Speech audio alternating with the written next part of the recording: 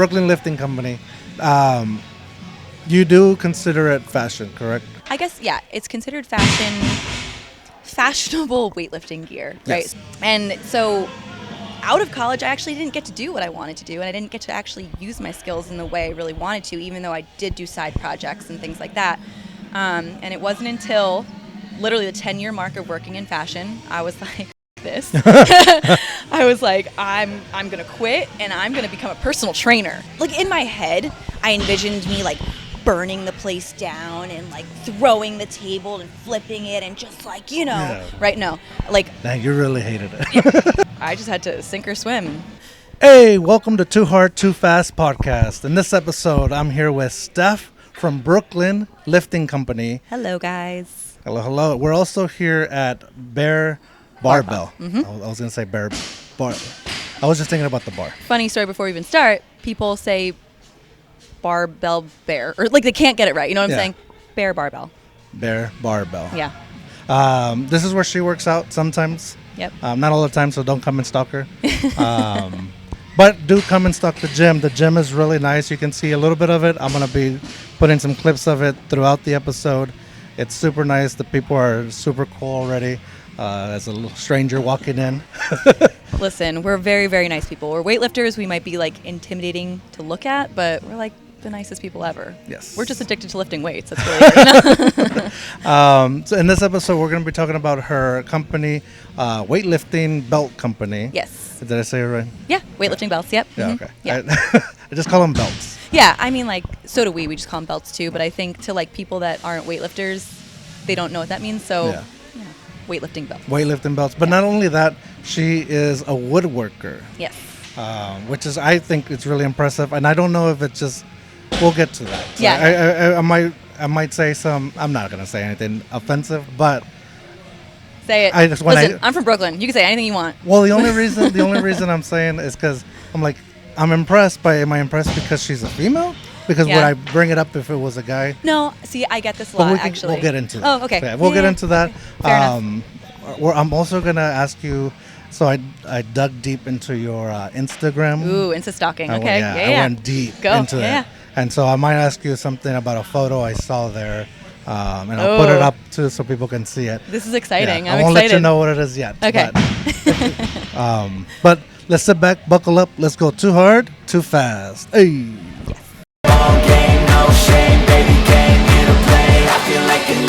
Hey, this is Steph Giacalone from Brooklyn Lifting Company, and I go too hard, too fast. Let's go. Lift.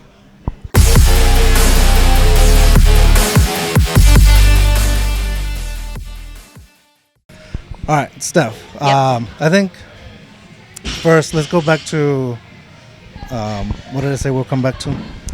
Woodworking or belts or the Let's weird picture. start with, no, the picture we'll leave at the end. We need people to stay for. But listen to this whole thing. Mm-hmm. Okay. So let's go to the woodworking because I think I should get that out of the way. And the fact that, is it wrong of me to be impressed? Because I'm a female? But I don't know if that's the reason. Like, no. I don't want to say that's the reason. I've been following you for a while. Okay. Follow this place. Yeah. I think they followed me, and that's how I found out. Got it. There's also another CrossFit athlete that I follow. She's based out of New Braunfels. Oh, Jessie. Yes. She's my best friend. Yeah. Oh, wow. Yeah. So I think that's Small how, world. like, everything got Connected. And I just follow. Yeah. And I thought it was interesting because I do like to work out even though it doesn't look like it. I saw those judgy eyes. Listen, you got a nice broad chest. You look great. Thank you. I work out and then I eat, so it balances. Exactly. It's all it is balance, right? So that's how I followed you. I was like, this girl's impressive. And then your company with the weightlifting belts, and I was like, whoa, even cooler. Yeah. And then all of a sudden, I'm seeing you're doing like woodworking. The gym, yeah. So I think I was telling you this earlier, how we basically, long story short, got evicted from our last gym, not because of the owner of Bear Barbell, just other outside circumstances. Anyway, within 3 days, we found this place that you're looking at, and it was an old Ducati dealership. And Brittany had said to me, that's the owner, she was like, okay, I need this place turned into a gym in 2 weeks. So me and my friend Dave literally got to work like the next day, ripping down walls, demolishing this entire place. We had tools like out the ass, like everywhere. Like from people that left it behind? No, like our own. Oh, okay. Basically, we walked into this space and she needed it done in like 2 weeks. And so we did. We literally ripped this place apart, and like 2 of us, me and a guy. So I know you're impressed that like I'm a female and do woodworking and stuff like that, but I do admit I need a man sometimes. Like, listen, I'm 140 pounds. There's only so much I can lift and so much I can push, so much I can pull before I'm like, I just need a dude. I need someone to help me with this, Anyway, so we redid the gym. Does it make you feel weak if you admit to that? Because, No. I would admit I need female help as well. Yeah, no. With different things. I don't want to say I feel... I would need your help weak. with woodworking because I have no idea. See? I took woodworking class. In, like, high school? Workshop. Wood shop. It's called, wood right? shop. Yeah. So, I think I cheated making my birdhouse. How could you cheat? I had somebody else do it for me. Oh. Yeah. Wow. While I was a nerd and also, Tisk. and then I would skip that class to go to the computer class. So you were a little nerd? Oh yeah. I still am, 100%. Yeah, that's awesome. So I've always been a creative. That's the thing. I went to school for art, for fine arts, right? Like drawing, painting, sculpting. I also went for trade, which was like woodworking, metalworking. Basically like learning how to do general construction. So like for me, I would have loved, even though I was always a gymnast too, so I loved like working out, I would have even skipped gym class to go hang out in the art room. So it's funny that you say that you would have skipped like the art stuff to go be in the computer room. Yeah. That's the last place you'd find me, would be the computer room, Yeah, I wasn't there to learn to program the computers. Yeah. I was there to like play video games. Oh, you would just go and play games? That's so we funny. found out how to like connect certain computers so you together. would all like play together. So we all play, like, I think it was called Unreal Tournament. So it was like almost like a Halo. You were like twitching before Twitch was a thing. Well, we weren't recording ourselves. But oh, yeah, fair enough. Okay. We were just being nerds. Okay. Video game nerds. Yeah. That's all we were doing. It was a shooting game, and we all tried to like each other. I probably shouldn't say that on YouTube. Yeah. We were all trying to get each other, and then you can send messages through the thing, so we're all talking mess to each other. Yeah. It was just fun. I don't even know why the teacher I don't know if he cared or. Did he yell at you or No. she yell at you? It was a he, and no, I think he thought we were actually there working. Oh. Okay, Even though so we were yelling the whole time. He was like, look at them being so studious, Yeah. but really you were just like other people on. Pretty much. Yeah. That's cool. But yeah, so I'm impressed by the work you're doing as Yeah. well. Because like there's a lot of stuff around this gym, like where the weights are. Yeah. That's you, right? Oh yeah, the benches. Yeah. Pretty much so everything's you. Pretty much Anything anything that's wood. wood in here, except the boxes. I'll admit that I didn't build the boxes. Yeah, is stuff that I made. See that? Can you see it actually on this? Yes, the display right there with the T-shirts on it. Uh-huh. Okay, so it's a funny story about that. So Brittany, she went to a coffee shop in North Carolina recently. We went for finals, which is like a national meet, right? And she gets to this coffee shop, and I get a picture, and she was like, "I love this. Can we do it?" Mind you, it was that, but like 4 of them. Oh, okay. And I was like, where? Like, yes, but where? And she's like, on the concrete wall. And I'm like thinking to myself, I have to drill into a concrete wall again, which I did when I first got here. And that thing has so much rebar in it. Like, it's hard for me. I'm small, Yeah.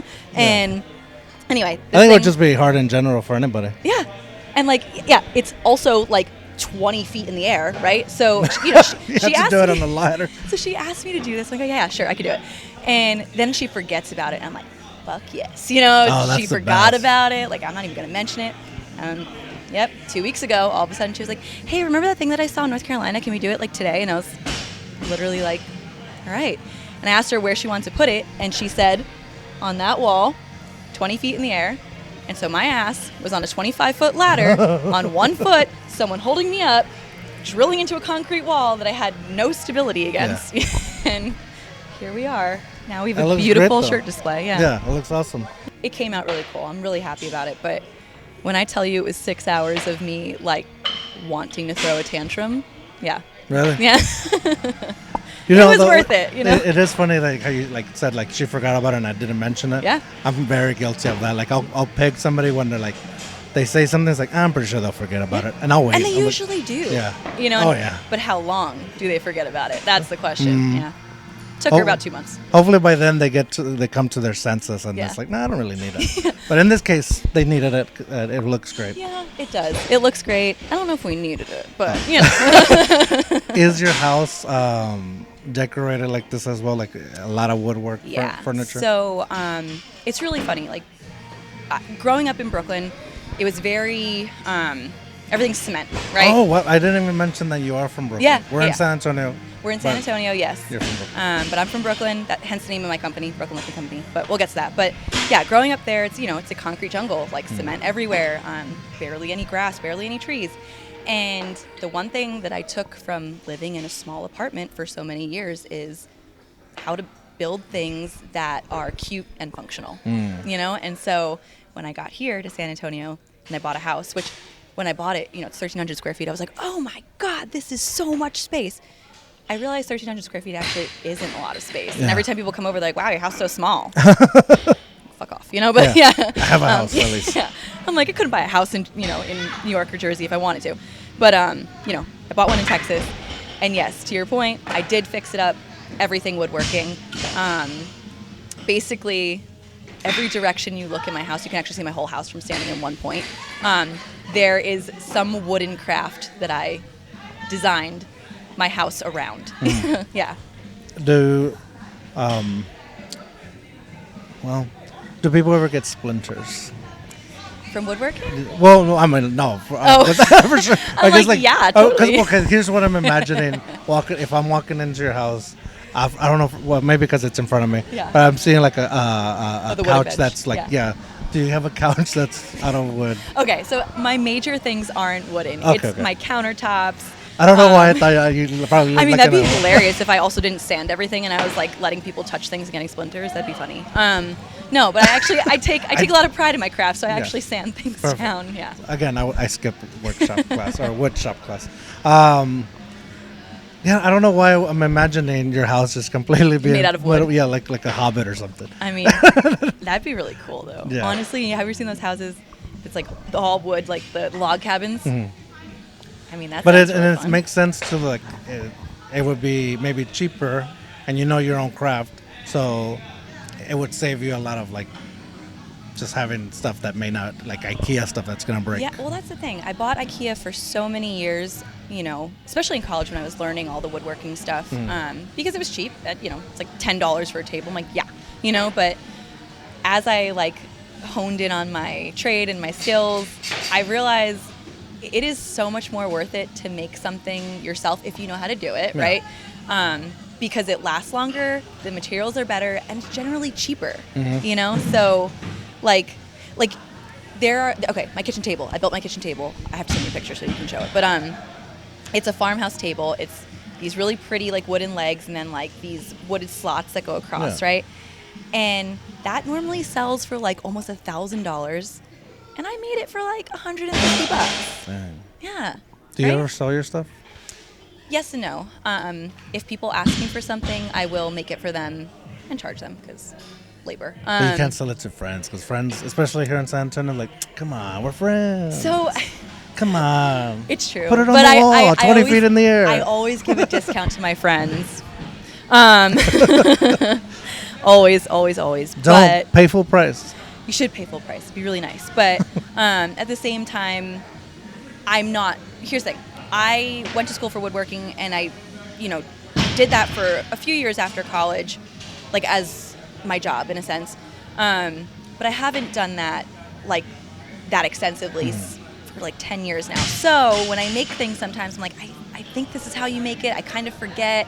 And so I feel bad charging people like a crazy amount sometimes because I'm like, I even kind of forgot. Oh, okay. You know what I'm saying? Yeah. Yeah, so I'm like, here, you're kind of getting a discount because also I'm not sure if it's going to stand up. Like. But that's how I felt about that. She was like, can you build that? And I was like, I think. I don't know how.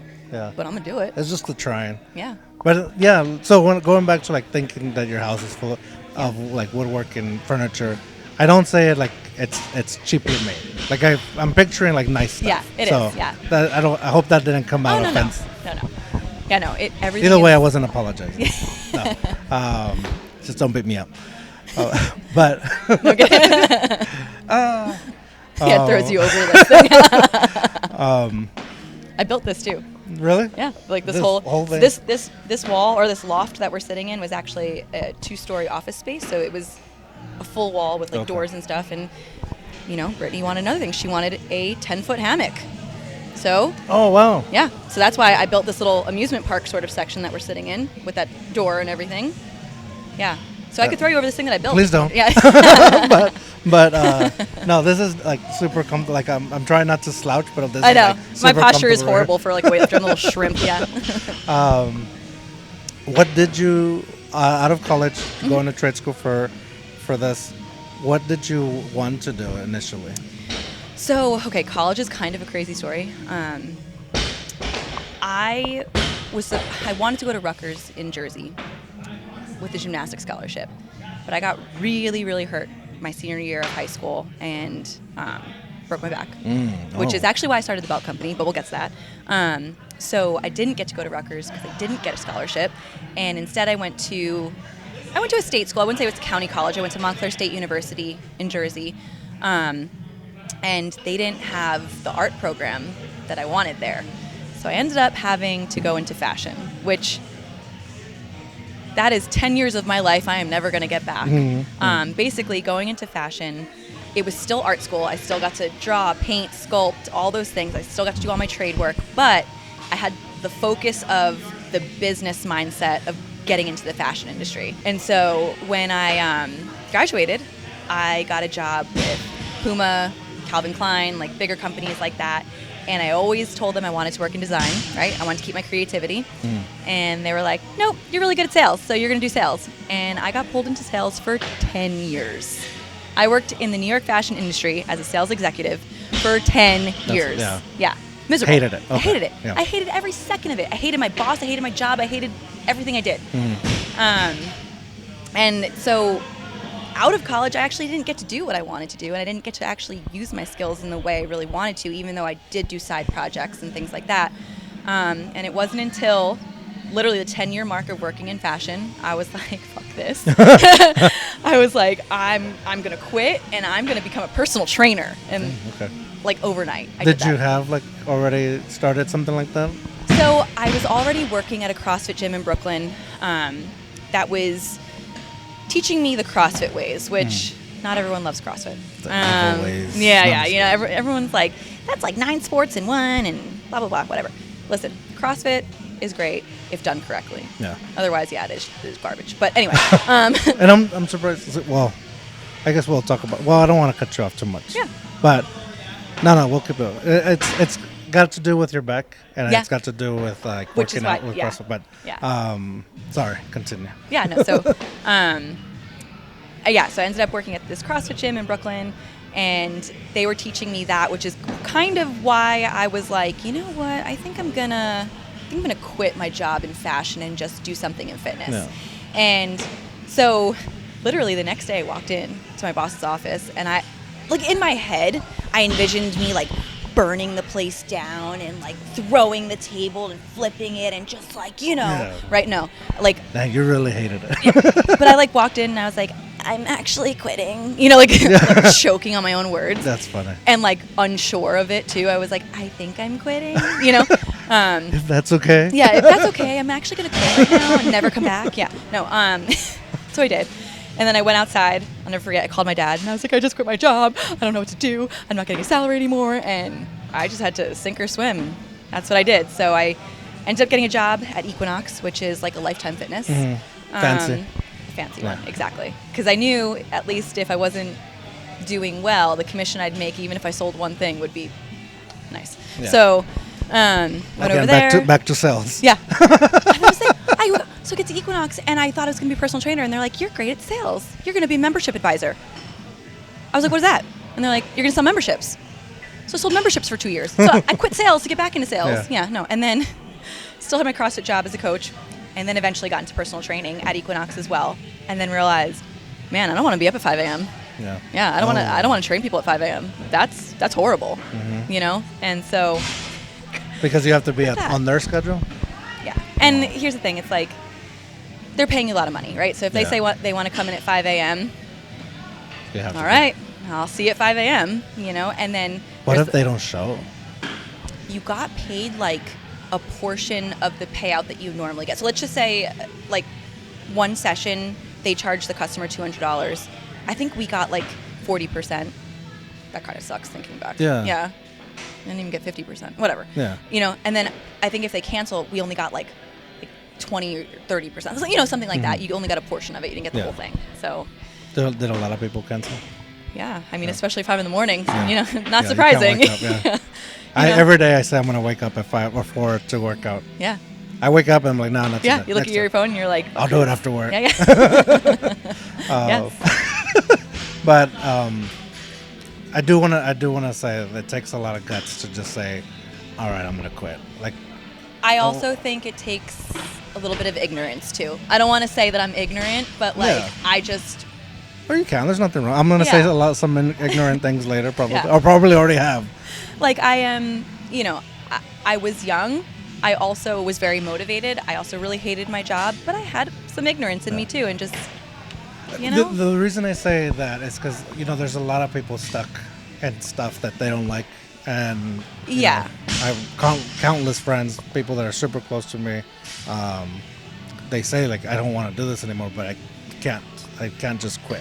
Like, I've already did 10, 14 years. Right. Into it, like, I wholeheartedly agree with you on that. And I am a big preacher, especially of starting my own business. Like, if you want to do something, you should do it.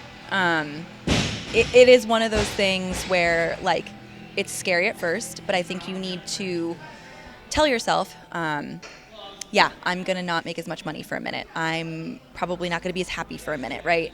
Or give yourself, I have 6 months to do this thing, and if that doesn't happen, then here's the backup plan, right? Like, there's ways to go about it without just, like, doing what I did, you know, and just walking to my boss's office and asking her to quit, you know? So. But, you know, how old were you when you quit? Okay, let's see. I'm 35. I must have been, from fashion, I was, like, 26. Yeah, 27. Okay. Yeah.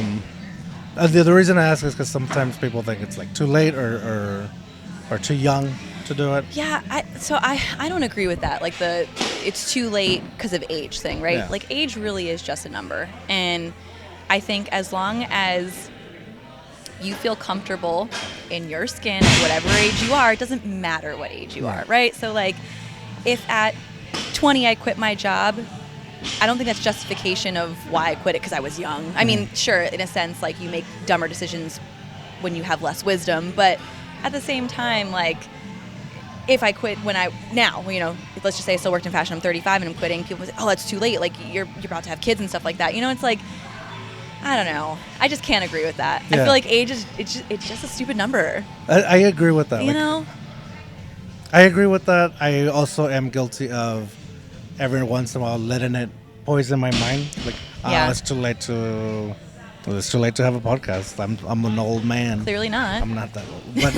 But you know, it's a young people's game or whatever. Yeah. But so I'll let it poison my mind every once in a while, and I'll start buying into it, and then I gotta kick myself out of it. Yeah, I mean, I think that's called imposter syndrome too. Like, I get that a lot, especially with owning a business that is doing fairly well. I'm like, who am I? What do I belong here? And like sometimes, you know, I get to talk to some really cool people. Not that you're not cool. No, I'm kidding. Cooler people. Yeah, I get to talk to some like really cool athletes within the weightlifting community and stuff. And as I'm talking to them, in my mind, I'm like, this is crazy. Yeah. You know? Yeah. So I feel like part of you feeling like, oh, am I too old to do this? It's almost like an imposter thing. Like, am I too old to do this because I should have done this at a certain age? And now I'm an imposter because I'm older. Yeah. I don't know. I mean, I don't let it doesn't like bring me down too much. It's usually like in the shower, just like random thoughts. I do that too. Sometimes you're just in a hot ass shower and you're just like staring. You're like, I can't believe this. Why am I doing this? Yeah. And it is kind of like, who the hell do you think you are? Yeah. But it's just like randomly. I don't know why it just comes in the shower. Oh, yeah. And then I'm just like, that's totally imposter syndrome. Yeah, I get that all the time. It's the weirdest thing. And then I contemplate if I should continue doing what I'm doing. I'm like, you can't just turn your business off. Yeah. Psycho, you know? Like, this is my livelihood. I did it, I'll say this, at least twice in the shower this morning. I was like, I'm going to cancel the podcast. What? I'm done. Yeah. Today's the day. I was like, what are you, stupid? Like, I was like, I love this too much. Yeah. I love it too much. I don't think I would. But You shouldn't. it's just like, it's just in the head. Yeah, I know. It's a weird thing. That But you know what? happens to me too. It's also, I get super nervous right before meeting somebody new. Yeah. And like I'll have those. I've said this before, and it's probably like annoying for whoever keeps watching these. But I have the worst self-talk. Well, the worst. But it motivates me. Yeah, I think a lot of us do. You know, you're a great. Good on you for admitting that. You know, some people can't. Everybody talks about like this positive talk, like, oh, you gotta talk to yourself positive. Shut the fuck. No. You do, but at the same time, you also need to let yourself know when you're being a shitbag, Yeah. or when you don't know what you're doing. Right? Like, that's normal too, because that's what YouTube is for. We're talking about this, right? Like, yeah. Whenever I'm questioning life, I'm like, I'm gonna go on YouTube and just learn, yeah, or just waste time. I waste a lot of time on YouTube. Yeah. I love it. But yeah, it's just like that weird self-talk, which it's funny, like that for you to admit to, because you do have a really successful company that seems to be, you know, getting everywhere. Yeah, so far. Fingers crossed. You know, watch in the shower later. I'm gonna be like, oh my god, yeah. What is he talking about? Am I successful? I don't know. How do you fight those thoughts? And then let's get into the barbell. I mean, Stuff. the lifting belt. So combating the thoughts of self-doubt Yeah. and imposter syndrome. Honestly, I let myself think those things, because I think, and this is getting like to be like therapy, right? If you suppress things for too long, they eventually explode. And so what I try and do is let myself think all the things. My number one place to think, my car. I'll drive home in silence. I'm a freaking psychopath Really? sometimes. I love music, don't get me wrong. But there are days where I'm so busy all day sewing, or I've met with so many people and I've had so much social interaction that I'm like, I just need silence. And then I'll sit there in silence because I want it. And then I'll tell myself I'm a piece of shit. For 20 minutes. Yes. Yes. I call myself a fat ass piece of shit. Just, I've said this before. So I'm like, okay, so I'm a weightlifter, right? And I'm decent. I'm not bad. I'm not great. I'm like slightly above mediocre, right?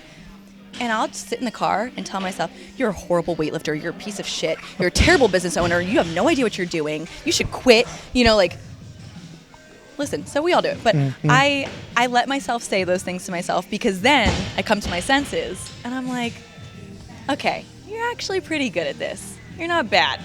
You're not great. You're not bad, though. Yeah, you know? Yes. I'm glad somebody finally. Yeah. I promise I've had this conversation with many people. 100 times, because a lot of people are in your shoes, to where they stopped doing whatever made them miserable, and now they're happy. They may be struggling building something, Right. but for the most part they're at least enjoying what they have. Yes. And not to talk bad on them. Maybe they have good positive self-talk. But a lot of the reactions when I tell them, they're like, Really? Yeah, like, don't talk to yourself about that, or don't say that. You gotta, I feel like you need to dive into that every once in a while, just to, feel. And in general, feel something. it's not just on the podcast. Like, Yeah. it's in general just talking to people. So I don't want to say just like the people on my podcast have said that, Right. and just in general. Yeah. I get that reactions. Like, you really never talk shit to yourself. Like, I can't imagine that. I can't imagine that either. Like, I can't believe people don't. Yeah. That's weird. Yeah, whenever I have self-doubt, it's more of just like me being like we're talking about imposter syndrome. Just thinking I'm an imposter in life. Yes. Yeah, not like I don't belong here. And Right. But it's more like saying I never have those kind of thoughts like that. It's just like breaking myself down and then building it back up. Because then when you come to clarity, you're like, oh my God, I'm actually a pretty great person. You know? I'm really not that bad. You're like, this is pretty okay. Yeah. My chest does look cool. Below it, there's a panza there, but everything else, it looks all right. But yeah, in the shower though.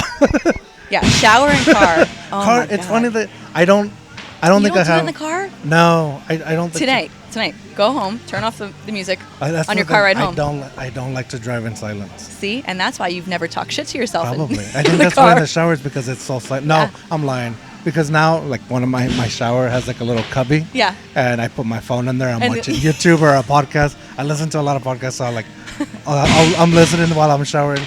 But in the That's car, I need the noise, or else I'll find myself falling into like road rage or something. Oh, you're one of those. I won't get off the car and find somebody. I do like the silent flick off. Like, it's very passive aggressive. Like, I won't flick off to where they can see it, but underneath on the like, dashboard, I'm like, Yeah. That's funny. But yeah, it's because I'll find myself probably doing that. So I don't like to drive in silence. I like to keep my mind like busy. yeah, because just Yeah. to like I'm also aware like my parents blame the fact that they used to drive around for me to fall asleep. My parents do that too. Yeah. Yeah. Okay, so Yeah. now when I drive, I feel like Do you get sleepy? Yeah. Yes. Oh my God. Okay. I thought it was just me. So my parents did the same thing. You know, when I was younger and I couldn't sleep at night, they would drive me around and they said the motion would put me to sleep. You put me in a car now and I'm not driving, I'm like, I'll knock out quick. oh If my I'm not God. driving, I'll and knock mouth out open, quick. like drooling. So now when I'm driving and I'm the slightest bit tired, like I got to roll down the windows, got to turn up the AC, I got to do whatever, music loud because, yeah. I'll start yelling at the Our car. parents, our parents did this to us. Yeah. Yes. Like it's ridiculous. Like, whoever's driving next to me in their car is probably like seeing like some manic episode. And it's like, I'm just trying to stay awake. But Yeah, no, that's me too. Except I'm not screaming. I'm just like going like this, like that, and like turning things on and off, and like yeah, like, I hate that drowsy feel. Like where your Yeah. eyes keep closing. yeah, especially here in San Antonio. So, okay, driving back home wasn't really the biggest thing because I always took public transportation. Right, always on the subway. I had a car that I would move from side to side for alternate side to street parking, and I would get a ticket all the time because I would never move it. Yeah. Anyway, came here and I'm driving all the time because no public transportation. People are kind of bad drivers here. And I'm not saying I'm great. I'm actually No. pretty bad at driving. They're bad. Yeah. Because I never really drove that much. So, now driving a lot, I'm like a 15-year-old kid. I'm learning, Yeah. Anyway, as a 15-year-old kid, in a sense, I can tell people are bad drivers here. They don't use their blinkers. They're always swerving. They're never staying in their lanes. The zipper thing doesn't exist here when you're merging onto a highway. What's a zipper thing? The zipper is when one car goes, the next car goes. One car goes, the next car goes, right? So it's a zipper because it's the person on the highway, person coming onto the highway, person on the highway, person coming onto the highway. Oh no. Yeah, that doesn't exist. I'm one of y'all. I will. Yeah, you gotta yield. It's a yield. You have to. So you at least stop. I'm talking about the people that don't give a shit about the yield. But the And- people coming in have to yield. Yeah. No. So the people on the highway don't have to yield, Yeah, obviously, right, right? yeah. Right. The people coming in have to yield, and they don't yield. They're like, oh, you're going at 65 miles an hour. I'm definitely gonna try and hit you now. Like that's what it feels like, Okay. like, Yeah. like I'll be driving in my own little lane, and next thing I know, I have a car like right here, and I'm, how, Anyway, That's true. I thought you were talking about the zipper thing to me makes sense. Like in parking lots when you leave like main events Yeah, or yeah. like huge events. Yeah. And people are like all trying to like steal that one. It's like, dude, if one of us goes at a yes. time, we'll get outta out here quicker instead of everybody trying to slam in together. Yeah. But yeah, I'm guilty of the yield thing. At Or least I'll move over. At least you yield or stop. Like my main concern is the people that don't. Yeah. And then it just becomes a car crash. But I think there's some that you don't yield, and like you're supposed to, but some have the sign that says yield and some don't, and I don't know. We Yeah. can't fix traffic. No, we can't. Everybody Anyway, just tuned away. Yeah, everybody's road rage just got triggered. Let's go to your belt. Okay. Brooklyn Lifting Company. Brooklyn Yeah. Brooklyn Lifting Company. Yes. I said it 100 times in my head. I don't know why now. It's like stuck in my I can't get it out. Brooklyn Lifting Company. You do consider it fashion, correct? At least that's what I kind of Yeah. gathered Yeah. from So your post. I Stalking. guess it's considered fashionable weightlifting gear, right? Yes. So basically, there's a bunch of companies that make weightlifting accessories or gym accessories in general, right? You guys probably know them: Rogue, Two Pood, Harbinger, Bear Complex. Those are like the big ones, right? They all got bleeped because they're not on this podcast. Oh. No, I'm just kidding. I was like, damn, was I not supposed to say that? No, it's your competition. Yeah. I know. Yeah. Fuck up. No. No, I'll leave them on, but yeah. don't buy from them. Yeah, please don't. So those are your big box brands, and I'll tell you why you shouldn't buy from them. And it's because all of their stuff is mass produced. And I know this personally because I worked in fashion, right? So the one good thing that came out of going to fashion school and working in fashion for 10 years is I now know everything about fashion. I know logistics, operations, the design process, like selling, everything, right? So anyway, these big box brands, they mass produce them overseas, whether it be China, Turkey, Jordan, anywhere like that. And they're made out of really cheap materials, right? So even the leather ones? Or is that different? No, that's different. The Okay. leather ones are genuine. Buy mine. But Yes. theirs are good, yeah. Yes. But the other ones are pretty much made out of like essentially like a waterproof cardboard in a sense. Yeah. And there's more to it, but that's essentially what it is. And so they also all look the same, right? Like because they're mass produced, there are thousands upon thousands upon thousands of the same things. So you go to a weightlifting meet, you go to a CrossFit comp, everyone has on the same exact things. So my brand is for the weightlifters, the CrossFitters, the fitness enthusiasts who want to look different and want a quality product at like a decent price, right? So I'm not overcharging, but I'm also not undercharging. You're definitely getting your money's worth. Mm-hmm. And I make my belts with a piece of leather on the inside. So you're not getting a waterproof cardboard. You're getting something stiff and functionable. And then the outside's really cute. You get to design it yourself, you know? So I think that's one of the coolest part. Yeah. Now knowing that you put leather in them is even cooler. Yeah, that's why it's called hybrid. If you're ever wondering, when I say hybrid belt, it means it's half leather, half soft. Okay. Yeah. So even though I mentioned the leather belts, because that's the only thing I've ever used, only because that's leather lasts forever. Well, and that's the only thing I've seen like in places, but they're not comfortable, like because they're like to a buckle. And then you're like, so that's the thing, the buckle, and especially for like when you got Stop a panza. it. Look at you talking shit about yourself. I'm not in the shower. But like you see what the things that they're doing, right? The movements they're doing, how it goes close to the hip. So a lot of the times with those leather belts, they'll actually clip it, which is why I make it with the Velcro, because it's so like snug to your waist that you're not clipping it. Yeah. So see, I thought about all the things. Yeah, that's smart. And I really like when seeing y'all's videos. Like you do a lift, you put it down, and then you just do. And it just seems like that. Like, Isn't it cool? It's like that relief has to be the best. It is. Because with the belt, you have to and then you have to make it tighter to. Well, and that's the thing. Like we put on belts for bracing, right? So it's meant to help you with your lift. Some people tighten them a little too hard. Too hard, too fast. Only because I didn't know better. So that's how I was taught in football growing up. Right. So crank as hard as you can, right? Yeah. So it's close to. You do crank pretty hard, but enough that you can breathe into all sides of your stomach. So if you learned something today, it's that. Yes. Yeah. I did. And also that I'm not alone on the shit talking. Yeah. But no, so knowing that there's leather in them, that makes it even cooler. And I've gone through your website and kind of getting it to where you can put like your own logos or your own little designs in that. So I use another small business for my embroidery.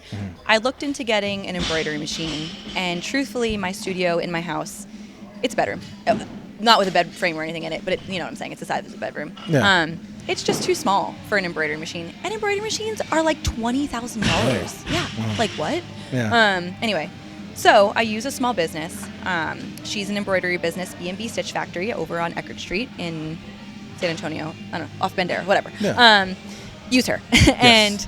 And basically with my belts, you can choose to add logo embroidery or word embroidery. So logo means like you have a logo or you have a picture. Like some people put their dogs on the belt, which I think is so cute. Really? Like real life? Yeah, you can give me an actual picture of your dogs and my embroiderer will digitize it and make a little dog picture. Cool. Yeah. And then, word embroidery is literally you choose from a set font list. But I feel like besides even picking a fabric for your belt, just that customization of getting to choose to add a logo or words, that's already leaps and bounds more than any other company will offer you. Yeah, because you can actually stand out. Yeah. And especially at competitions. Yeah. In competitions, is it Is it easy for you to kind of get lost in the crowd? Yes. Like, would that help Yeah. you a little bit? Like the like actual, looking different? Yeah. So I always, this is so corny. I say, if you look good, you lift good, right? And I say that because, like, it's the truth. Like, No I wonder feel my lifting sucks. if you feel confident the way you look, Yeah. that's so much pressure taken off of you. Okay, because here's the thing with weightlifting competitions. You have to wear a singlet. Now, for females, I don't think that really bothers them. But for males, think about it. Wearing a singlet, how, like, already don't you have anxiety thinking about that? Oh my God, I have to walk out onto a platform in front of hundreds of people wearing a onesie. Mm-hmm. That has to be terrifying for men, right? But if Skin printed onesie. skin tight, maybe you got a little junk going on at the show. Like, that's got to be a little rough, So, but I figure if I make custom singlets, which I do, that you feel you look good in. Did you just start that too? Because I just recently saw that. So I don't want to say I just started it. I actually started it last year, but I made it bigger this year. Okay. As in 2023 this year. So I guess it started in 2022. I was trying to figure out the fit and design of things for the longest time, and I finally got it. You know, and so I was slow to push it because I didn't want to offer something that I wasn't confident in. Okay. But to get back to guys being on a platform in singlets, it's got to be hard. So if I make something that they feel comfortable in and that they feel good in, they're going to lift good in it, and they're going to think less about their junk on stage. You know what I'm saying? So I feel like, yes, with belts too, if someone designs something that they feel is sentimental to them or that they think is really cute and badass, I feel like you're taking away the stress of and anxiety of lifting for competition, and now all of a sudden they're just walking out there. So I'm thinking when you're saying they don't have to think about their junk being out. I mean, it'll still be out. But Okay. I was gonna say it's not like I changed anything. Yeah. Oh, okay. I was gonna say, does it hide it a little bit? So I do double line my singlets, which means that there's extra compression to them. So yes, for some guys it will tuck things away a bit more, but nonetheless, I'm sorry, guys, you gotta deal with it. Yeah. They look real cool. I've seen the ones the 4 girls, and they're kind of almost two-tone. At least the ones I've seen, which I think they're freaking cool. Thank you. It really stands out. Yeah. And that's the thing. Most weightlifting competitions that you go to, before I started putting these things out, everything was black, and one silhouette, meaning one body style, right? So now I have 4 different silhouettes, and I can make the fabric different on the front from the back, the top, the bottom, the side panels. I can put little triangle inserts, whatever, So now that I've just started doing this, all of a sudden there's so much color at competitions. Not saying everyone's buying my stuff, but within a session you're starting to see more color, which is really nice. That's trendsetting. Yeah. Right? Yeah. Fashion. Drop that Connor Price trendsetter song right there. Do you see this kind of becoming where people can model it catwalk style, So unfortunately, I don't think weightlifting will ever be that No? cool. Yeah, it's such a niche sport, and I mean, they weren't even going to let it be in the 2028 Olympics. They were going to actually get rid of it after 2024, but luckily they're allowing us in there. So here's the thing: it's a very niche sort of sport, and God, I don't even. There's maybe 50,000 people that actually care about it. Maybe 100,000 people. You know what I'm saying? But other than that, I don't know. I mean, to me, maybe I'm an outsider. You're more in than I am. Yeah. I work out of my house. Anyway, I don't know why I said that. But you're more in than I am. So you can see it more. But to me, it almost seems like it's catching on more of a thing to do, more than just a New Year's resolution thing. It's becoming, people are getting wise about, I have to get healthy. Yeah, I do agree with that. I think people are starting to care more about their health and wellness, more so than fitness, right? I think that's 2 separate things. Yeah. Fitness, I like to think of as almost sport and, doing to keep the body looking and working a certain way. Health and wellness also does that, but I feel like people are more geared, aiming towards that because it's just I'm getting older. I don't necessarily need to be like fit or like doing muscle ups or snatching, you know, but I would like to make sure that I can like lift up this box off the floor if I'm moving or pick up my grandchildren sort of thing. You know, so I feel like that's why people are becoming. Yeah, that makes sense. Yeah. Yeah. That makes sense. Do you, well, I guess not everybody needs a singlet then. Yeah. But I saw that you posted somewhere that, you know, to get a belt, I guess you don't need a belt for every kind of lift or for a certain kind of weight. So I did want some of the explanation on that because for me, the way I learned was anything anything you're what you making now? Okay. anything that you're doing like lower body or back movement, always put a belt on. That is a very old school method or way of thinking in a sense, where they would be like, basically, belts were invented for bracing, right? To teach you how to use your core. It evolved though into anything that you're picking up, you're going to throw this thing on, right? And we kind of lost sight of why it was originally made. So the reason you actually put on a belt is because when you're bracing your core, what that means is you want your stomach, your sides, and your back to expand. And when you do that and you feel that really tight bubble, you're in the optimal position to lift something heavy, right?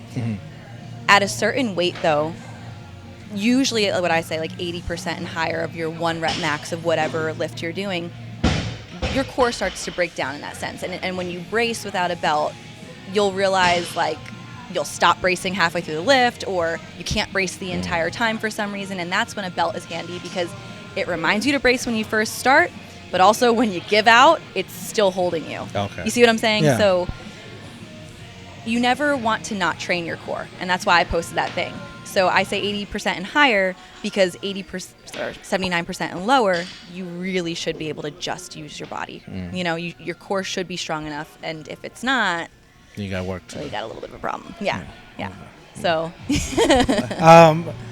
Yeah, so I think I was very guilty of not working my core. I think I still slack. I'm a big slacker on it. But we all are, though. Listen, I practice what I preach, but at the same time, yes, I could be better with my core, you know? I think, you're right. Like, we're all pretty bad on, well, man, not all. I shouldn't say that. I think we all know what we should be working on a little bit more. It's interesting, I guess, with CrossFit, to me, and then going to your back injury, I also had like a really bad back. Oh, what'd you do? Well, I was hit from behind, like in the car, and then I was. So something was like knocked out of place? Probably. I never went. I don't know. Well, I shouldn't say if I did it or insurance purposes. No, I'm just kidding. Honestly, I think I went. I went to the physical therapy, and they make you do like the stupidest exercises. I know, ever. the things that you don't feel, and it's like the movement is this small. Exactly. Yeah.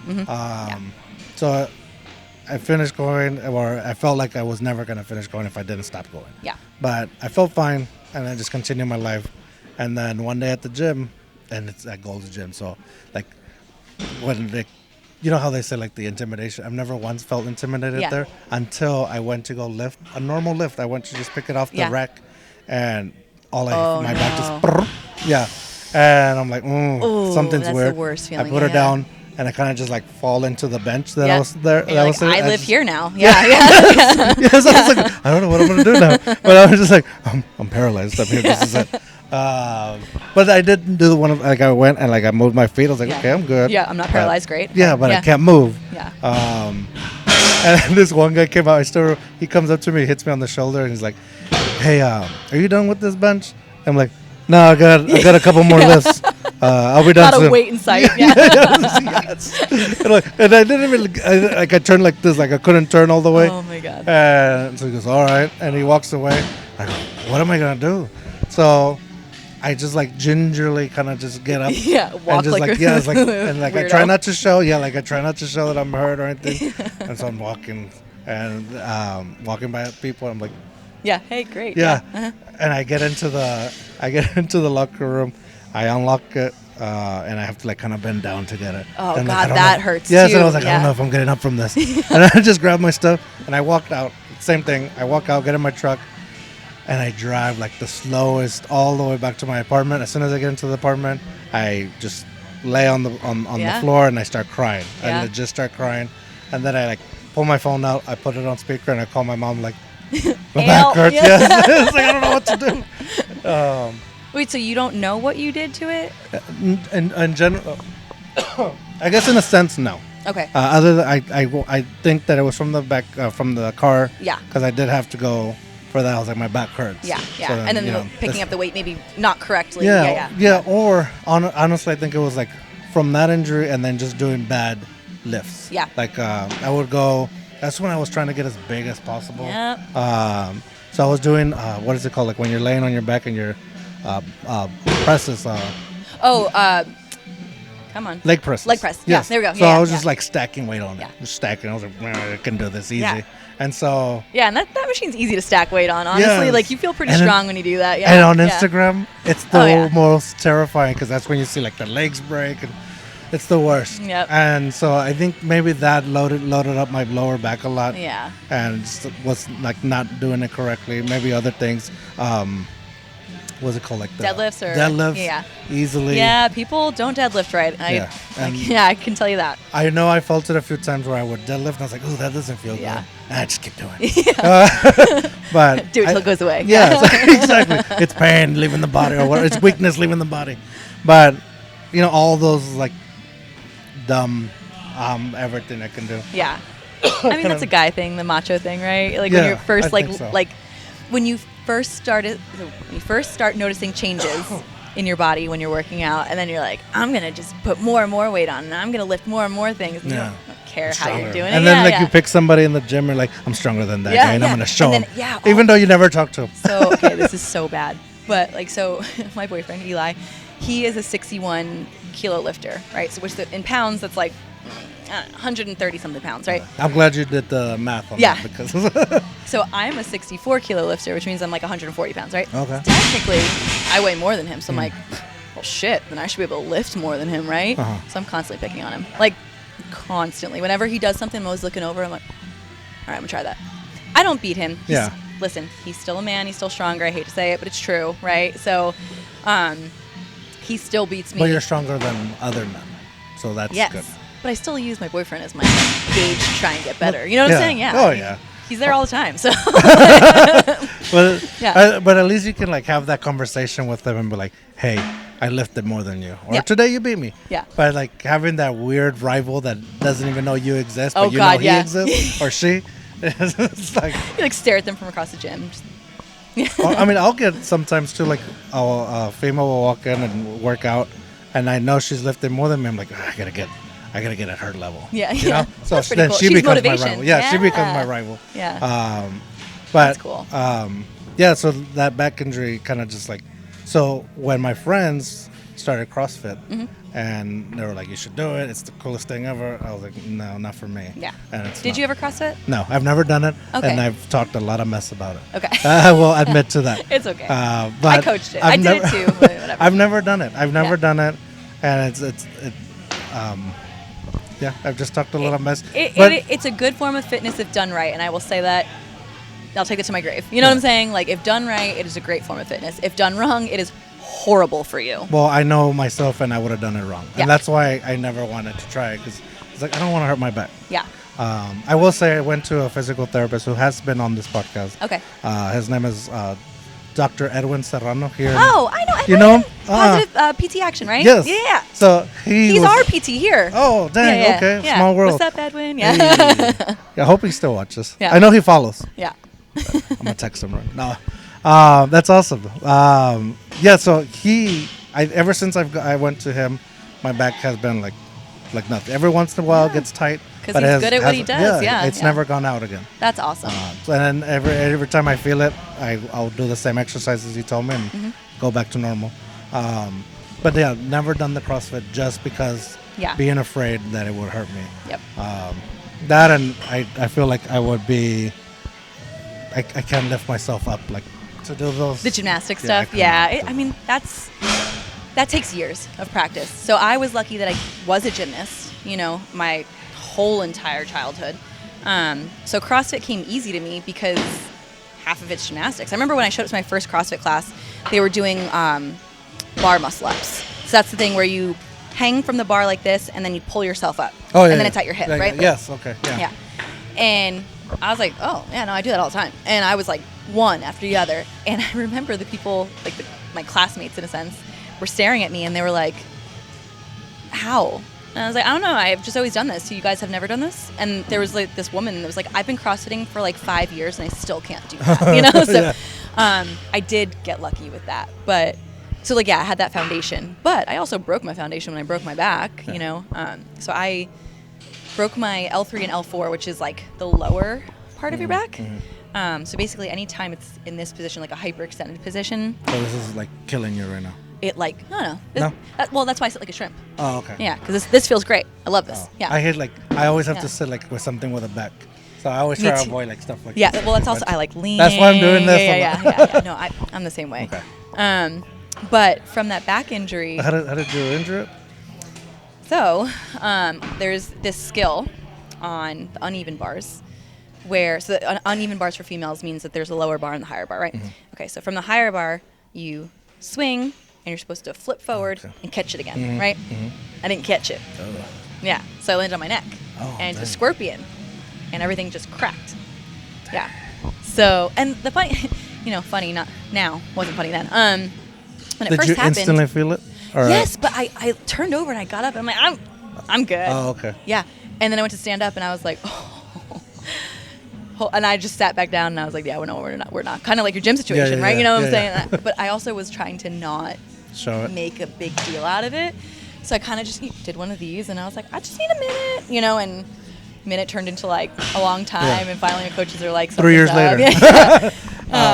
Were you at practice, or was this a competition? It's actually a competition. So when you fall like that, you're supposed to get up within like 90 seconds, and the 90-second mark hit, and my coaches were like, why isn't this girl getting up? So, and you learn how to bail, right? So like, if you don't catch the bar, we've learned ways to fall without hurting ourselves, but sometimes it just doesn't happen. Yeah, and that's kind of what happened. And so, yeah, since then my back has been a nightmare and a mess, but I also have done tons of PT, and some of the PT that you're like, oh my God, this is so pointless. Why am I just lifting my pinky toe? Yes.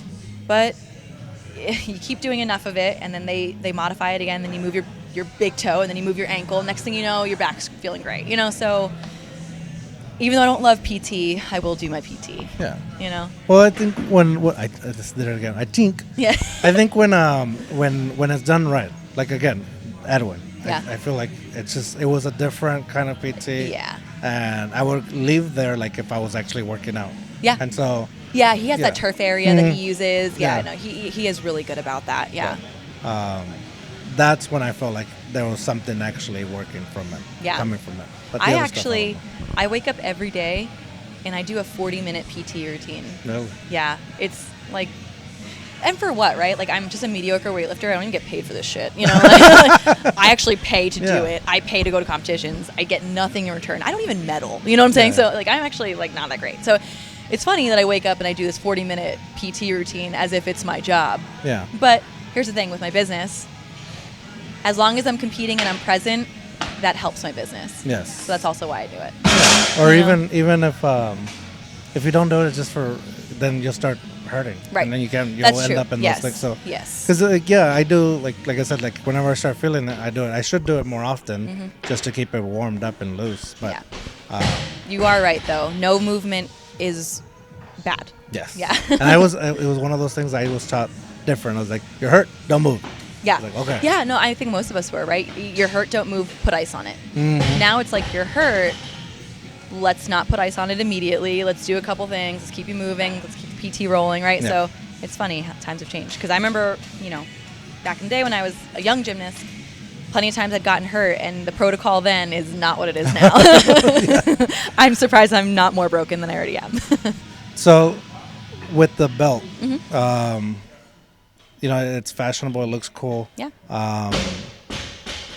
Do you feel... maybe it's not a fair question, but with injuries, is it do you get like that feeling like you can do more than you should? Oh, when you have a belt on. Yeah. Because sometimes Yes I and no. fall into that. Yes. So belts can give you a false sense of And security. I'm sorry if that's like an unfair question. No, it's very valid. Okay. And they can give you a false sense of security, right? Because even when you're not bracing, if it's closed tight enough, it feels like you're bracing. Mm-hmm.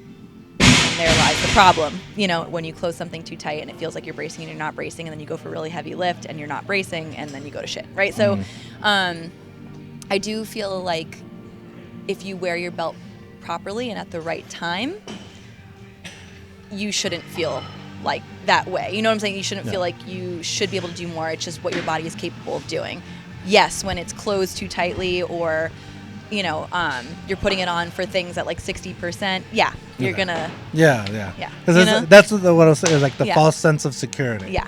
Like okay, but I want to say that it's an essential piece, regardless.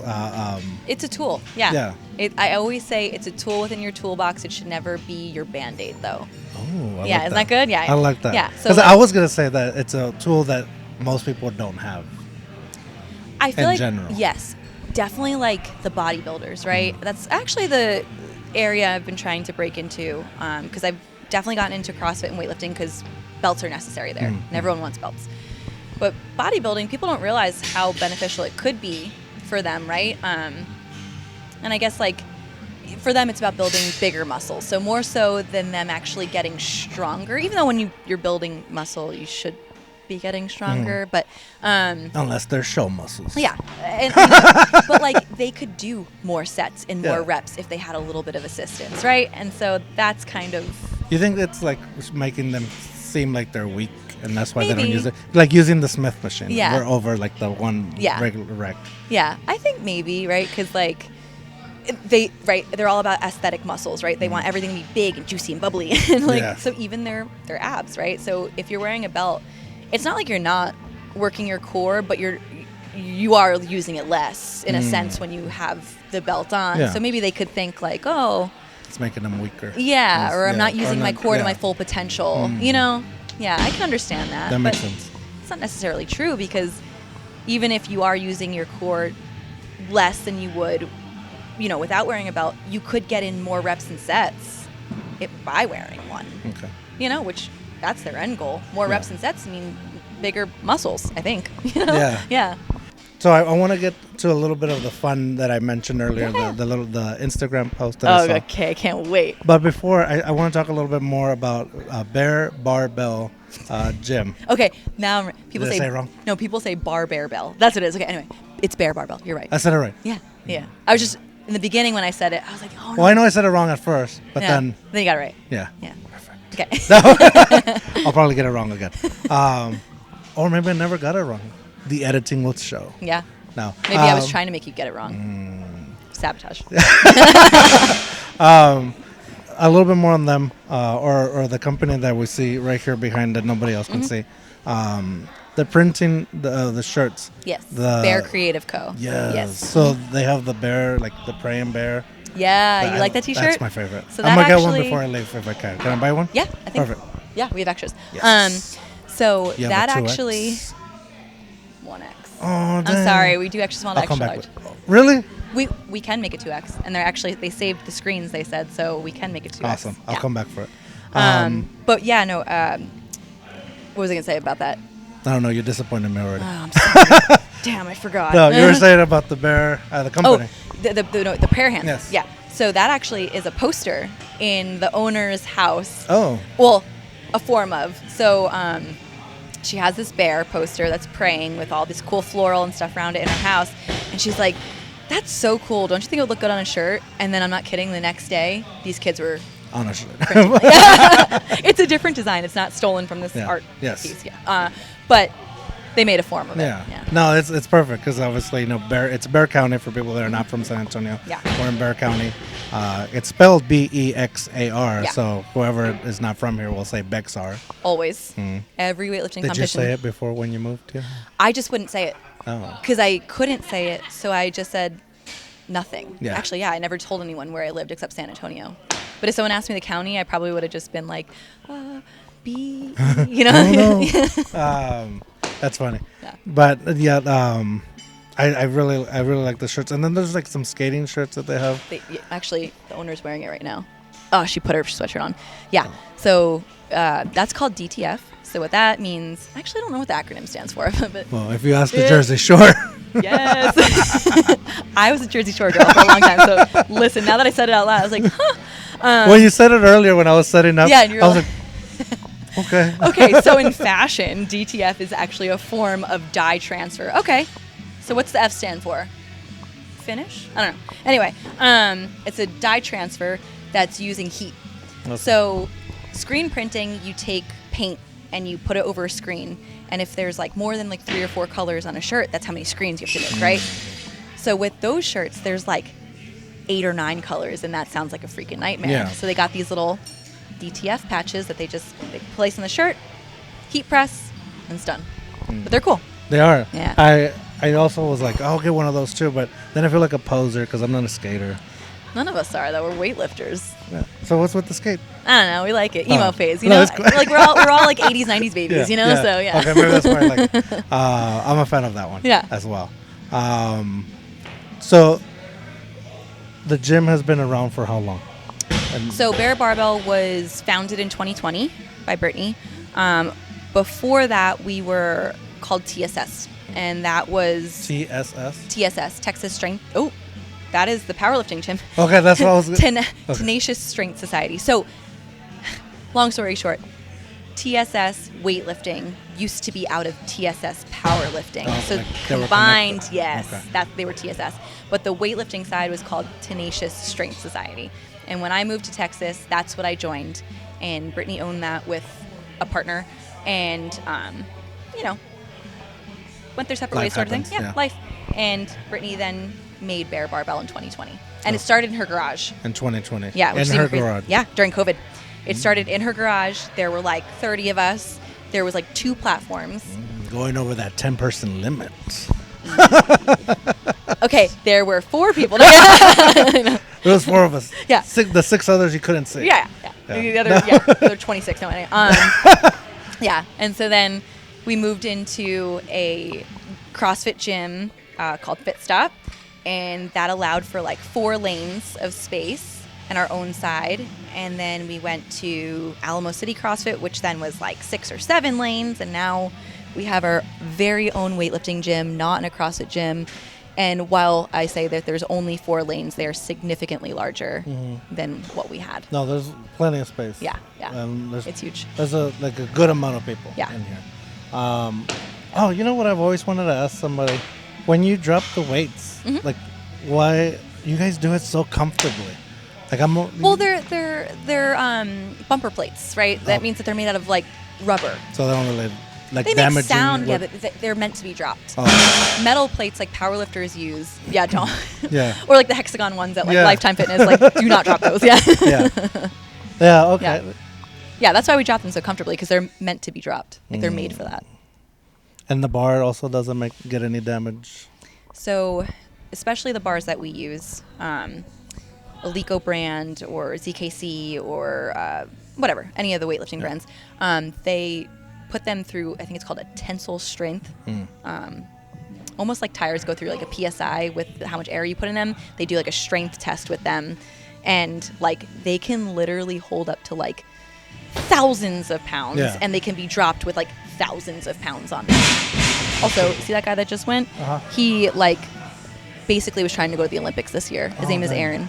Nobody else here right now could see him. Yeah. Maybe if I move out of the way. He is what they consider a 109 plus.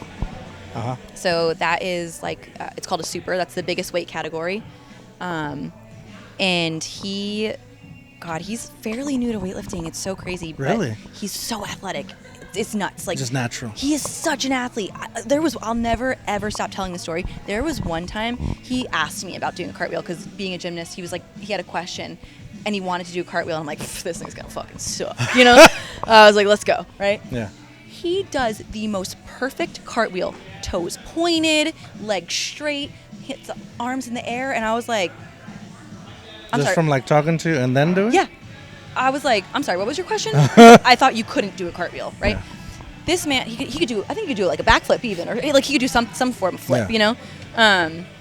He is so athletic and he is so strong, and he did a bunch of the international, or did one of the international qualifiers for the Olympics, but the international qualifier after that one, he technically didn't qualify for because there's like a time period that you have to be qualified in, and unfortunately, he started his Olympic journey a little bit too late into the Olympic quad. So he didn't get to go to that qualifier that like he needed to go to the Olympics. Yeah, it sucks, right? Because he is so capable and he's so strong and he belongs at the Olympics and he's not going, which really blows. But he will definitely make a run for 2028. Nice. So we're excited about that. Anyway, you got to witness like one of the biggest lifts, which is crazy. Like in the nation. Yeah. No, for real. yeah. That is crazy. Yeah. That is super impressive. Yeah. All right. Last look. That was the last one. Okay. So your post. I scrolled all the way down. Is this on my personal page? Yes. Oh my God. Okay. I hope I follow your person. Yeah. Yeah. The one I messaged you on. Yeah. Okay. Yes. At Peanut Doxy, 'cause that was my dachshund that just passed away. Oh. Peanut Dachshund. Anyway. Yeah. Not to make you sad. Go ahead. No. Scroll all the way down, and I saw. What do you think I saw? Was it my rave days?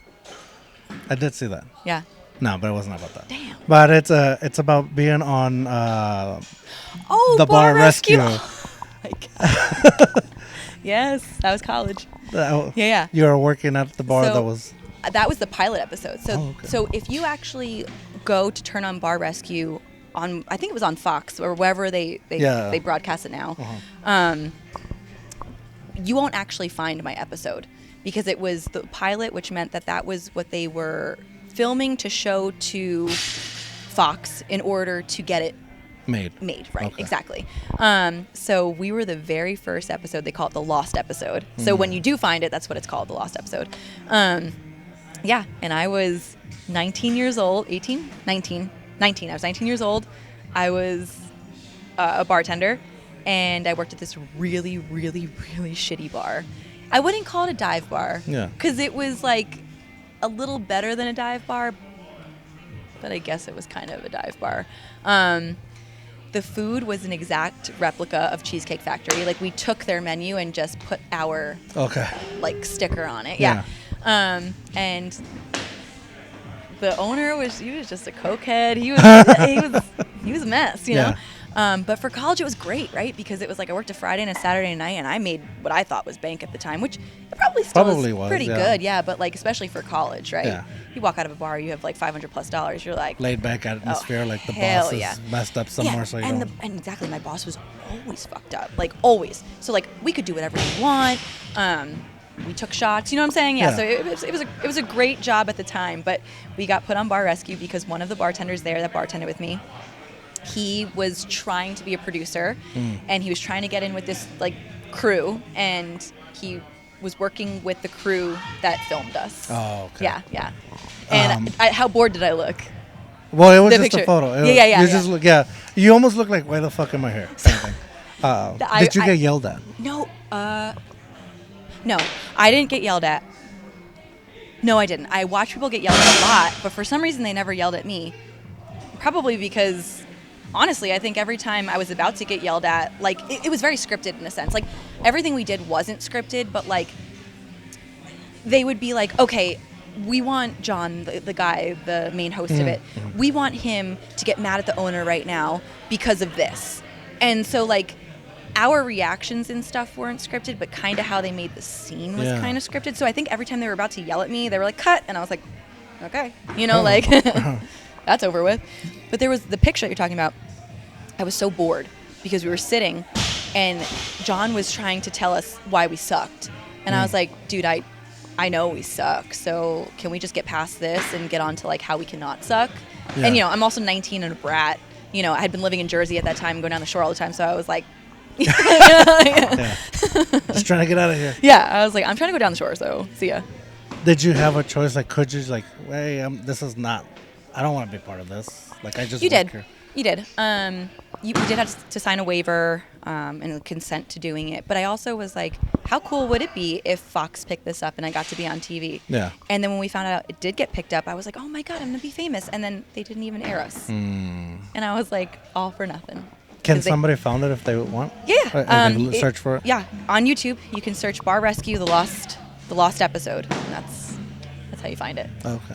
I probably still have clips, and every once in a while they'll air it on Fox, and I will get texts from people I haven't heard from in like 15 years, and I didn't know you were on Bar Rescue, or oh my God, I saw the episode again, and like I'm like I literally haven't talked to you since high school, and it's funny. No, it's hilarious, especially I was scrolling through it. And I land on there. Bar Rescue used to be like the thing. Yeah. For me. I loved it. Yeah, I used to love watching it too. Yeah. So when I saw that, I was like, that's not her. I did the pinch and zoom. Yeah. I was like, I was also really tan. Yeah, I'm telling you, I was always down the shore. I was so tan in those days. Now I'm like see-through, but well, San Antonio gets a lot of sun, but maybe not much time. We do. I'm always sewing. Yeah. Like, sure. So you know how I say I like to sit like a shrimp? I also sew like a shrimp. Oh. So I sew like this all day. No sunlight. This is my life. Then you definitely need the 40 minutes of stretching in the morning. Yeah. Sure. And sitting like this. Yeah. All right. Before I ask you the final question for your Too Hard to Fast story, where can people follow you? Where can people follow for your belts and order them? Okay. So website is www.brooklynliftingco.com. Social media is at Brooklyn Lifting Co. for TikTok, Instagram, Facebook. I think that's all I have. And if you have any questions, feel free to DM me on Instagram. That is probably the easiest way to contact me. I'm not very responsive, I should say quickly. I always respond, just not very fast. I turned off my notifications for Instagram just because. You got a lot. Well, not just that. I like to scroll in it. It's fun. Oh, yeah. And I'll scroll all damn day if you let me. Do you avoid it then? Do you avoid getting on? I do. And that's why I also turned off my messages, like my notifications. Yeah. So this way, if something, when something would pop up, I'd go on immediately. Now I can go hours. So yeah, that's where you can find me. All right. Actually, right before another last question.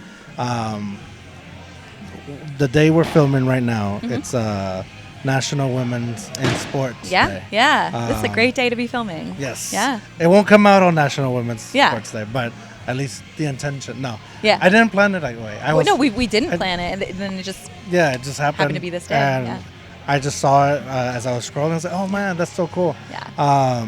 What does that mean to you?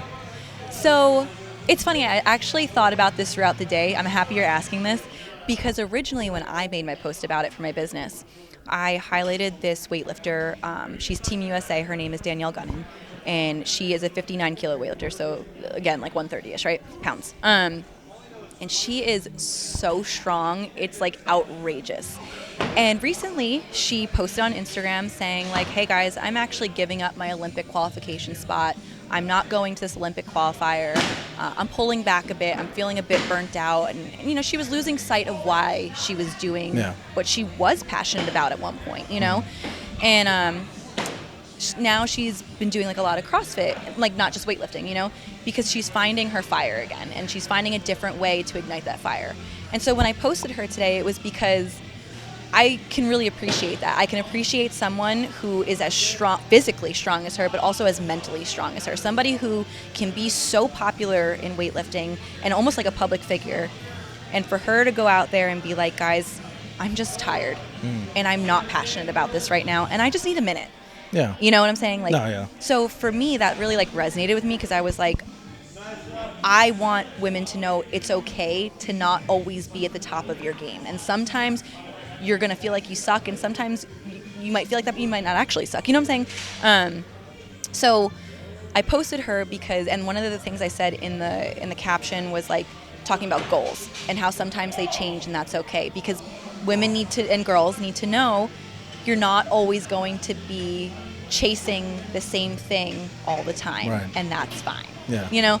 And then later on throughout the day, I kept seeing posts, right, about National Girls and Women's in Sports Day, and people are posting like, oh, women paved the way for this, and and I was like, damn, I didn't even think about it that way. I didn't even think about like the women that came before me that paved the way for me to be able to do this thing that I'm doing. Because like weightlifting wasn't even allowed in the Olympics until 2000, right? Like that's like crazy. Weightlifting in general, or just for women? For women wasn't allowed until. Isn't that crazy? That is crazy. Like we were alive in 2000. That feels wild to That's me. like it's not even that long ago. No, and so like a part of me all day today was kind of kicking myself because I was like, damn, in my post I wish I mentioned like I appreciate all of these women that paved this way for me. I can't believe that it wasn't even a thought. Now that you're saying it, right? Like, it didn't seem like not like weird. Like, I don't know why I didn't think about that, but I think it's because the pictures were of Danielle, and I based my post off of Danielle, which is maybe why I didn't think about that. But it no, but what I'm saying is like, and back then when we were kids, seeing that like. We didn't even, not seeing women. Yeah, we didn't even second guess that. You're like, that's for guys. Yeah. Clearly, that's for guys. Yeah. That's crazy. Right. Yeah. So yeah. Anyway, I was kind of kicking myself today because I really wished that I would have mentioned something like that, but I'm mentioning it here. You know. So, but yeah, that's what sticks. Resonates with me is paving the way, and sometimes life doesn't always go as planned, and that's okay. I like that. Yeah. I like that, and I did see one of the posts, and it said something along the lines like the strength. It was a 2-liner, but the second line is what got me. It said, men will never look as good doing it, or kind of like will never have the beauty of doing it. Oh, and I was like, I should be offended, but it's correct. I forget what post that was. Yeah. It was a bunch. It was like, Jess. Your friend. It was for Jess. Yeah. No, it wasn't. No, maybe it wasn't. But you were in it too. It was multiple female lifters that were in there. It was, Eli, my boyfriend, he made a post, I think, for National Girls and Women Sports Day. And maybe it wasn't that. I don't know. I know he made the video, though. Oh, okay. Yeah. Yeah. And I think he was the one, actually, I think it's an AI-generated caption. But anyway. Yeah. It was a good caption. Yeah, I like it. It was just like, I mean, I'm not offended, obviously, and nobody should. I was just like a little, like it was there, and I was like, Yeah. But it's true. It's true. Men I don't know. Men just don't look good doing anything. Yeah. Those are pretty. Whatever. Exactly. Yeah. All right, we've gotten to the end. One more final question. Yep. Your too hard, too fast story. It can be a drunk funny story, a funny story, cautionary tale, or words of wisdom, whatever you feel comfortable sharing. Okay. Well, since I kind of mentioned my rave days, yeah, I was a raver. I don't care. It was fun. Listen, after breaking my back, I got very depressed, right? I couldn't do sport. And what was very fun was partying. So, listen, I have no regrets. No regrets. No regrets? Yeah. But I'll tell you a rave story. So maybe a lot of regurgitation. Yeah, there was definitely that. So basically, I guess, how old was I?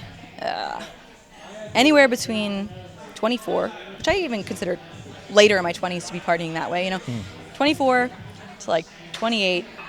Those were my like solid years of raving.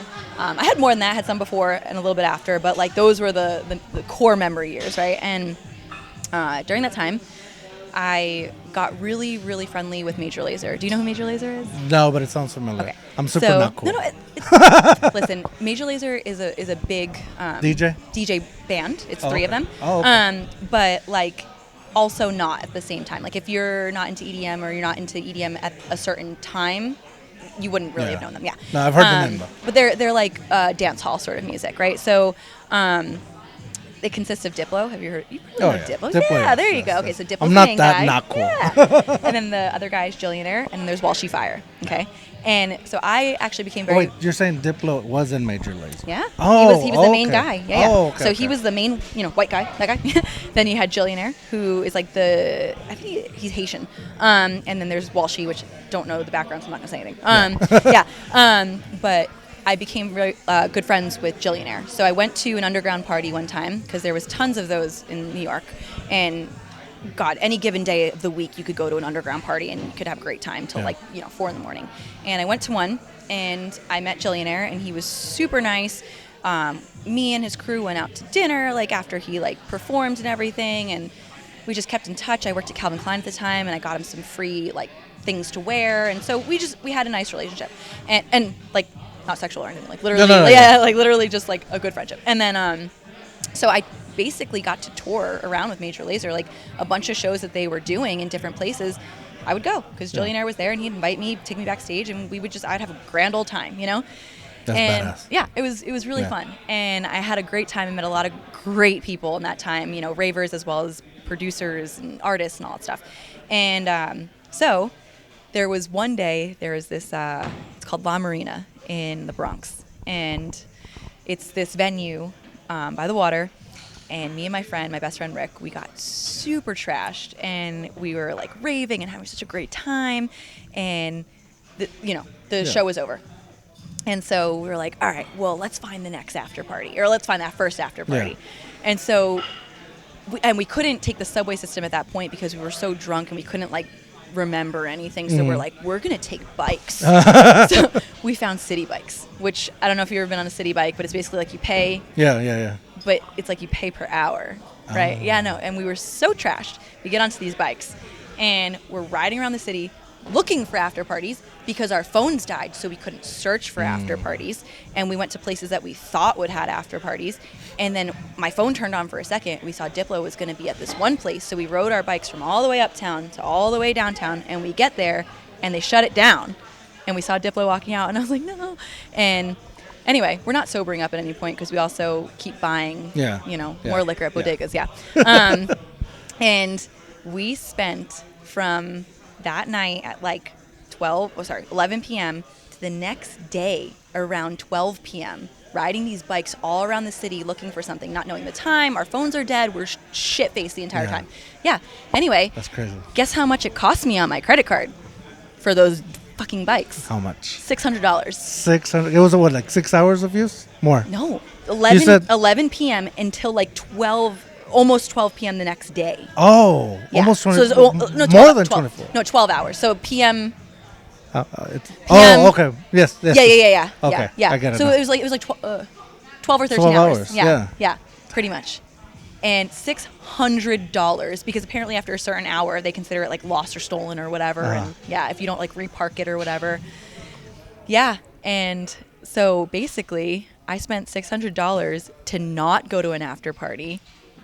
And I spent more money buying liquor at every bodega that we stopped. Dang, that's the one. Yeah. You could have just bought the bike at that point. Yeah, I mean, I think what I paid was more than the cost of that bike. yeah, for sure. That's like, that's a high-end bike that you could have gotten. That's a funny story and a cautionary tale, for sure. Oh, man. I'm scared of sometimes like Uber rides. Because I'll Uber anywhere. I'll Uber down the street just for, because I'm lazy. You're like my parents. My parents are afraid of Ubers too. Yeah. No. I love them. Oh, so you love them? I thought you were afraid of them. No. Okay.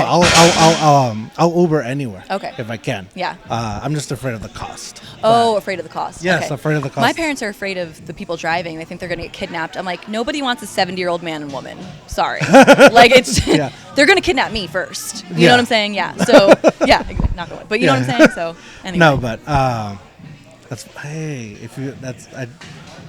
you said the woodworking, going back to the woodworking. Yeah. You always have something to knock on. Yeah. I always have good luck next to me. Oh, man. I appreciate you being on here. Thank you for having me. I love this conversation. Yeah, me too. I would love to have you back on if you're ever willing to come back on. Yes. It's on camera, so it's forever now. Yeah. But holding me to my word. Yeah. No, but I feel like we could definitely have a conversation about anything. Yeah. It's easy. Or weightlifting. Yeah.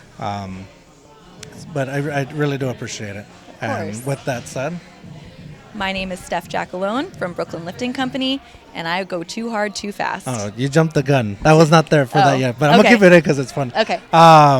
With that said, we've gone too hard, too fast with Steph, and she just reintroduced herself. So follow, buy her stuff. I'm going to definitely, I want one. So I definitely going to buy one. Yeah. I don't want anything for free. And I want to come back for that bear shirt. Yes. Or if I can get it sent, whatever. Yeah. But I really think they're really cool. This place is amazing. Thank you. Shout out to them for sure for everybody's, like I said, super friendly. I'm in their area, in their way, and everybody has just been really cool. Yeah. So thank you to Bear Barbell Gym. Bear Bar. No, yeah, you said it right. I was trying to get it wrong again, but I can't do it. Remember, dare to be you, dare to be weird. Bye. Bye. Está loco. Cool.